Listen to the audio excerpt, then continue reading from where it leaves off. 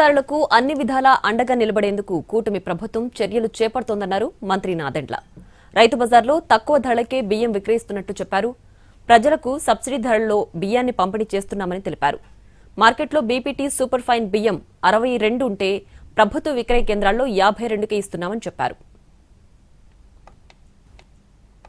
నెల రోజుల నుంచి బియ్యం ధరలు దాదాపు 10 రూపాయలు పెరిగినాయి మార్కెట్లో అనే సమాచారం అందిన తర్వాత క్షేత్రస్థాయిలో వాస్తవ పరిస్థితి గుర్తించి మా పౌర సరఫరాల శాఖ నుంచి ఆంధ్రప్రదేశ్ రైస్ మిల్లర్ల అసోసియేషన్ తోటి చర్చించి రాష్ట్రంలో ఉన్న 150 రైతు బజార్లోనూ గతంలో 64-65 రూపాయలు కిలో అమ్మే బీపీటీ స్టీమ్ రైస్ బియ్యం కేవలం 52 రూపాయలకే ఈరోజు కుటుంబానికి 10 కిలోలు ఇచ్చే విధంగా ఒక వెసులుబాటు ఈరోజు కల్పించాం. అదేవిధంగా గతంలో 58 రూపాయలకి 60 రూపాయలకి అమ్మిన బీపీటీ బియ్యం అంటే పచ్చి బియ్యం అంటారు, దానిని 50 రూపాయలకే కిలో బియ్యం అమ్మే విధంగా ఈ రోజు నుంచి ఏర్పాటు చేయడం జరిగింది.